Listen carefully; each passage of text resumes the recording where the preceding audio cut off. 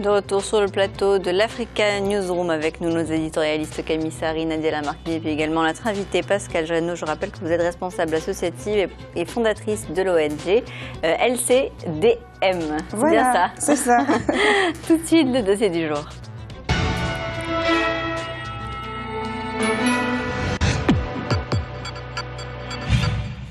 Originellement, la société malgache était une société matriarcale où les femmes régnaient. Aujourd'hui, environ un tiers des femmes malgaches se disent victimes de violences domestiques au moins une fois. Face à l'ampleur du phénomène, plusieurs mécanismes ont été mis en place par les autorités, notamment la formation des officiers de police pour aider les femmes à porter plainte contre leurs agresseurs. Reportage de notre envoyé spécial à Madagascar, Djibril Fofana. Antananarive, dans la capitale malgache, 65% des femmes subissent des violences conjugales. Ces violences peuvent prendre des formes différentes et n'épargnent aucune classe sociale ni aucune classe d'âge. Physique, psychologique et économique, ces agressions sont le plus souvent silencieuses et insidieuses. Elles sont même parfois méconnues de l'entourage. Pourtant, la société malgache n'a pas toujours été marquée par la violence conjugale. Bien au contraire, dans les sociétés traditionnelles malgaches, la femme bénéficiait d'un statut privilégié. Comment expliquer aujourd'hui que 2 femmes sur 3 déclarent subir encore des violences de la part de leur conjoint? Manifestation d'une tradition qui tente à faire croire que l'homme a tous les droits sur la femme ou tout simplement travers d'une société en proie à la banalisation de la violence. Dans les sociétés traditionnelles, la femme a été toujours considérée comme une princesse de l'eau, des ciels, de la terre et tout ça.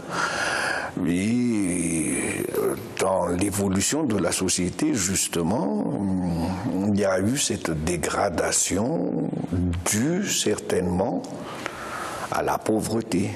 La pauvreté a changé aussi les rapports sociaux au sein de la famille. Andjara est journaliste. Spécialisée sur les questions de société, elle s'est très tôt intéressée aux violences conjugales à Madagascar.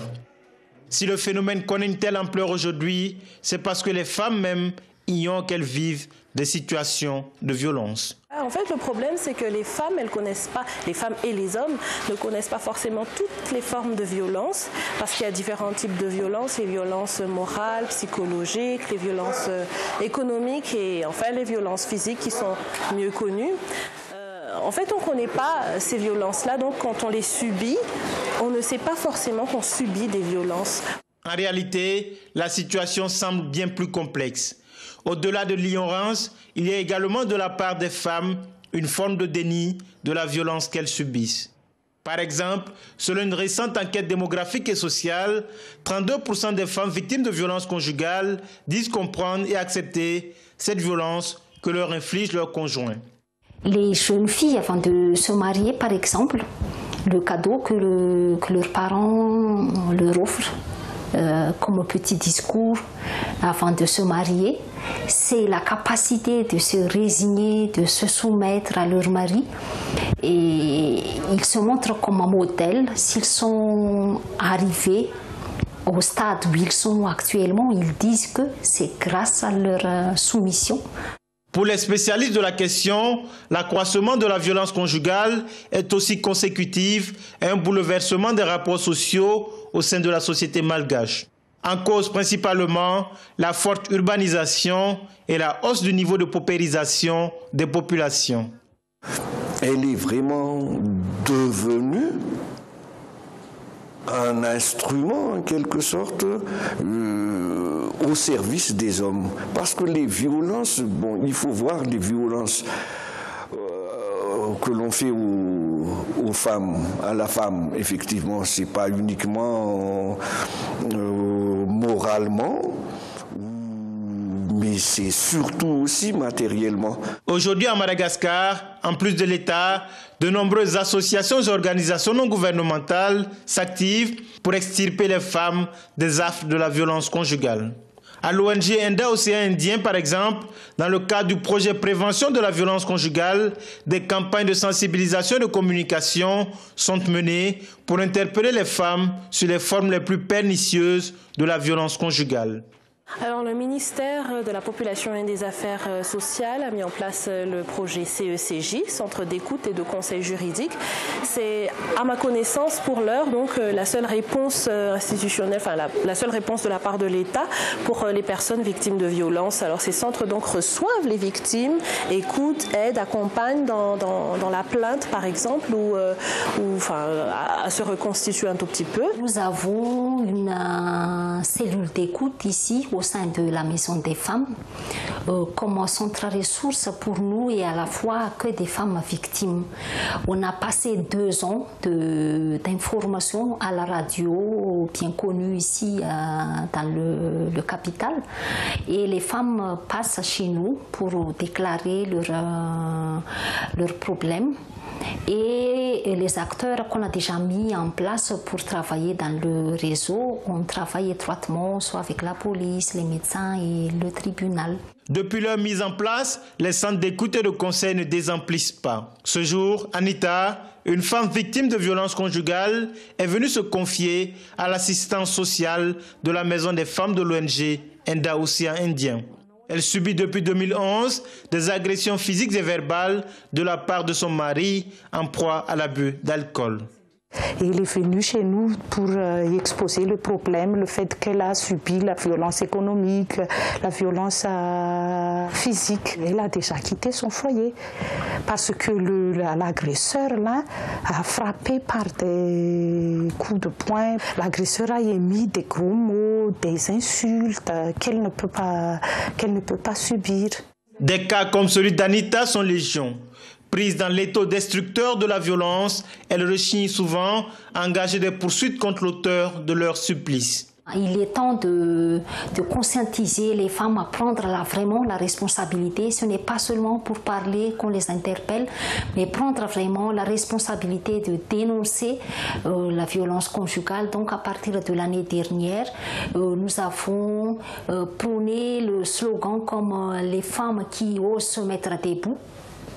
Seulement les femmes qui pourront lutter, qui pourront vaincre la violence conjugale. Nous croyons que la clé de la lutte contre la violence conjugale, c'est entre les mains des femmes. Plus fortes en milieu urbain qu'en milieu rural, les violences conjugales n'ont pas encore baissé à Madagascar depuis la grande enquête de 2007.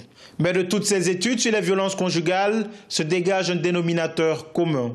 La représentation symbolique selon laquelle l'homme occupe la position dominante dans le couple. Une domination qui s'exerce encore à travers les violences sur les femmes, que seule leur autonomie financière permet de conjurer un temps soit peu.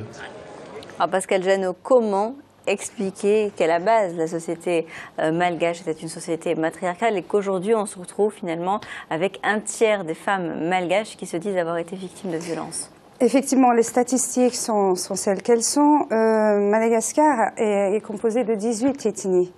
Et dans certaines ethnies, effectivement, ce n'est pas majoritairement matriarcal non plus. Donc, mais ça n'excuse pas la survenue des violences qui sont prononcées là. Elle existe et elle est réelle.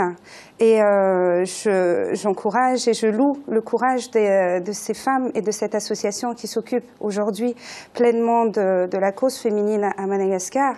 Mais la violence conjugale à Madagascar, elle est également déclinée autrement. Effectivement, aujourd'hui, il y a une institution qui a été mise en place, des décrets qui ont été mis en place pour permettre une orientation un peu plus institutionnelle aux plaintes, par exemple, et pour que les femmes se sentent enfin écoutées et entendues. Mais il faut savoir que ce genre de violence au sein des couples... C'est-à-dire que ça ne prend en compte juste les violences physiques, hein, parce qu'on a parlé également d'autres formes de violence. Voilà, donc la journaliste l'a très bien décrit d'ailleurs, et puis le sociologue également. Quand il y a un mariage qui se fait à Madagascar, on entend souvent, il y a une expression qui dit « Mare tachamfaran », ça veut dire bon, vous supporte jusqu'au bout. Vraiment les supporter jusqu'au bout, quoi qu'il arrive, quoi qu'il advienne. Et donc, la preuve en est, on a 30 ans, 40 ans de mariage. On a passé des hauts et des bas. Très souvent, les parents omettent de dire que parmi ces bas, il y a aussi les violences conjugales. Il y a ce qui se passe autour. En dehors des violences physiques qui sont visibles et puis subies par tous, il y a cette violence silencieuse, morale, la pression de la famille. Quand bien même la femme subit des violences au sein de son couple, surtout quand il s'agit de certaines sphères sociales à Madagascar, et notamment puisqu'on parle de la capitale, il ne faut pas dire parce que c'est déshonorant pour la famille d'aller raconter ce qui se passe dans le couple, subis-le en silence. D'ailleurs, il est ton mari, va voir ta belle-mère. Donc, mettez-vous à la place de la femme qui va aller voir sa belle-mère pour aller parler de son fils pour que la mère, entre guillemets... essaye de calmer son fils. Essaye de calmer son fils. Ce genre de choses est en soi une autre part de violence également. Et donc, il y a parmi le groupe de parole de par mon ONG, on parle avec des femmes qui se retrouvent toutes seules, notamment avec des enfants malades, et qui ont subi cette forme de violence, non content d'être parents d'enfants malades, et qui subissent cette forme de violence de la part de leur conjoint, du père de leur enfant, qui est silencieuse et qui est pourtant tout autant destructrice.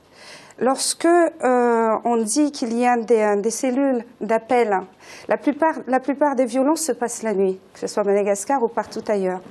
Quand autour de vous, l'environnement ne s'y prête pas à la sécurité en elle-même, elle subit une violence à la maison, elle souhaite sortir, porter plainte, aller voir le commissariat, elle n'osera même pas faire 200 mètres de peur de se faire une nouvelle fois agresser dehors. C'est bien, il y a des lois qui sont mises en place, il y a des structures qui sont là, mais l'application en elle-même pour ces femmes reste une problématique en soi. Alors je voudrais qu'on revienne un petit peu, puisqu'on a entendu, quand vous avez parlé du mariage malgache, on disait, donc voilà, il va falloir que tu te résignes, que tu te soumettes à ton mari. Donc comme je vous ai dit, là, ici, on est quand même loin un petit peu aux influences de la société matriarcale. Est-ce que ça ne vient pas également d'une influence, quelque part, qui a été apportée par d'autres sociétés, notamment lors des différentes colonisations? Je ne pense pas. Je ne pense pas. En tout cas, moi, je parle en tant que personne de terrain et vraiment par rapport au groupe de parole et des femmes que je côtoie et qui parlent de ces violences-là également. Cette soumission-là et le fait d'accepter, malgré elles, la violence qu'elles doivent subir avec leur conjoint, relève également de cette recherche de sécurité. Par rapport au conjoint, le père de leur enfant, moi je dirais le conjoint. Et donc, partir, abandonner ce foyer qui a été mis en place, pour aller vers quoi? Donc je réitère des paroles qui ont été entendues, bien sûr. Donc c'est au risque de se retrouver avec un schéma qui va recommencer. Tant que la relation homme-femme, ce n'est qu'une enveloppe corporelle, mais ce qui nous unit, ça reste cette humanité que nous avons. Et donc, tant que l'autre ne reconnaît pas en la femme le miroir de lui-même comme étant un être humain, et donc de se comporter dignement et de respecter la dignité de cet être humain, on se retrouvera toujours avec cette violence. Est-ce qu'il ne faut pas le forcer quelque part un petit peu à respecter? Si, bien sûr. Mais il y a une manière d'agir. Elle a dit, bon, la force et puis la clé de la violence, contre la violence conjugale réside chez la femme, oui. Mais elle réside aussi chez l'homme, bien sûr, parce que c'est dans les deux sens. Hein. Là, effectivement, on a parlé de violence féminine, mais il existe aussi des hommes battus. Alors, on n'a pas encore parlé des solutions. Bon, il y a l'éducation également, j'imagine, mais on peut également rapprocher ce qui se passe, en tout cas, au combat notamment de certaines femmes indiennes, quand on en a parlé, les Sariros, qui ont pris des cours de self-défense, de combat finalement, pour se protéger. Voilà, mais après, on reste une société très communautaire de dialogue, à Madagascar également. Je connais des femmes qui sont allées faire des cours de karaté pour aller se protéger elles-mêmes. Il y a une chose, il y a des choses qui sont faites. Il y a pas mal de choses qui sont faites qui ne sont pas forcément dites. Mais ce moyen de communiquer et de poser des mots sur les mots, c'est déjà un grand pas.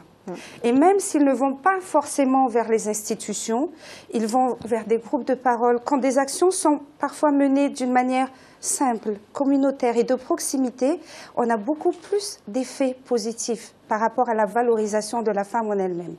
Et puis après, cette démarche d'aller par la suite, c'est à elle de voir, de porter plainte contre son conjoint, ça reste une démarche qui reste tout autant douloureuse, autant pour elle également.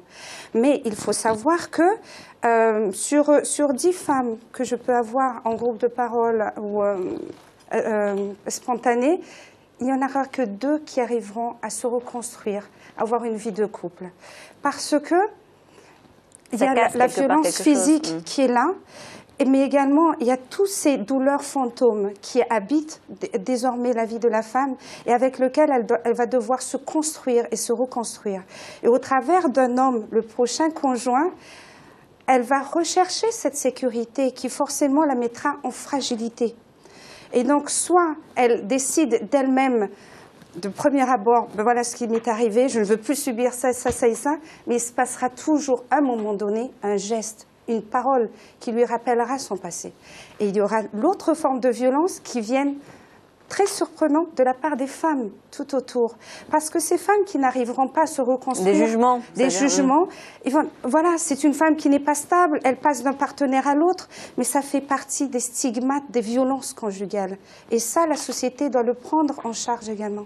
Et donc finalement, Nadia, on se retrouve quelque part, on voit ce problème à Madagascar, mais c'est également un problème qu'on retrouve dans d'autres sociétés, que ce soit en Afrique, que ce soit également en Europe, c'est qu'il y a quelque part un tabou autour de cette question des violences conjugales.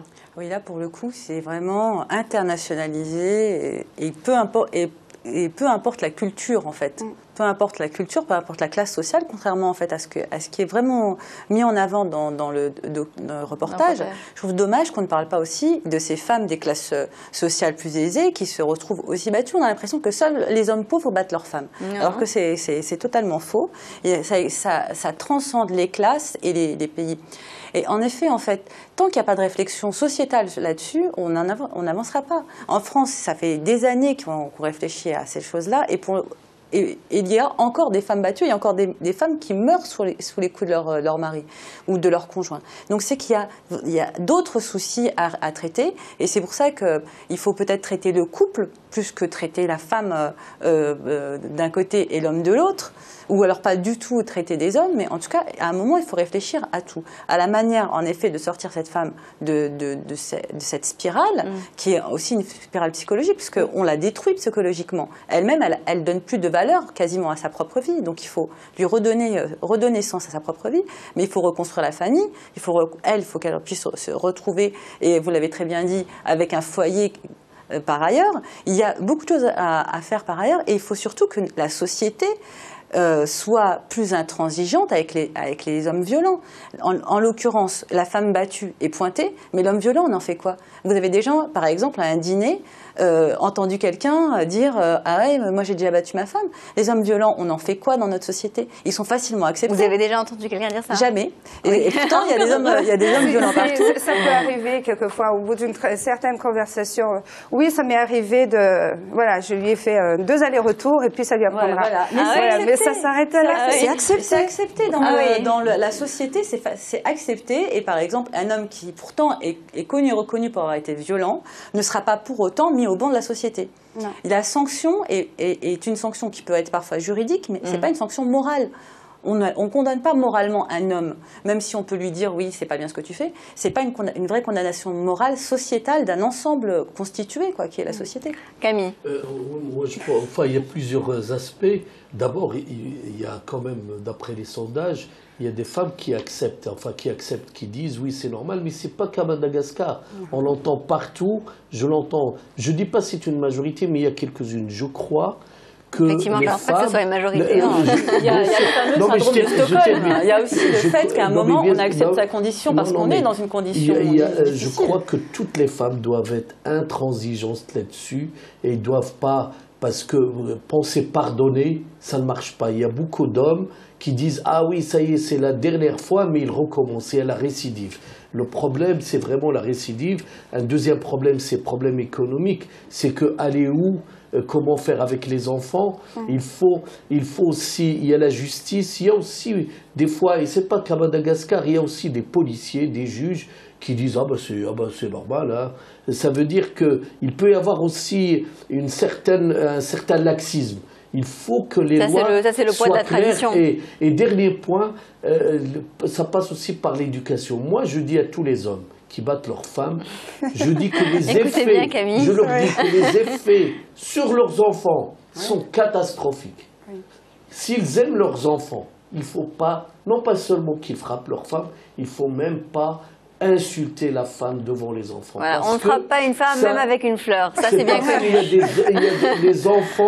Les enfants sont le réceptacle de ces violences. C'est très juste, et je peux vous dire que ça peut paralyser, ça peut créer de la haine aussi. Il y a des filles qui ont vu leur mère battue, elles ne veulent plus se marier, mais ça détruit beaucoup de choses dans l'imaginaire des enfants. Je pense que les hommes devraient penser à leurs enfants aussi. Merci Camille, j'espère que votre appel sera entendu. On va mettre fin à ce débat. Je vais vous rappeler les principaux titres de l'actualité continentale à retenir. Ouverture ce jeudi à N'Djamena, au Tchad, d'un sommet extraordinaire des pays de la CEAC. Au centre des discussions, la situation sécuritaire en Centrafrique. Les chefs d'État ont invité le président Michel Djotodia et son Premier ministre Nicolas Tiangaye à faire cesser les violences entre les communautés. Et les citoyens égyptiens résidant à l'étranger ont commencé à s'exprimer sur la future constitution. La population égyptienne, quant à elle, tranchera sur la question les 14 et 15 janvier prochains. Nous allons marquer une courte pause dans l'Africa Newsroom. À suivre, la Libye où les régions tripolitaines et cyrénaïques poursuivent leur division. Restez avec nous.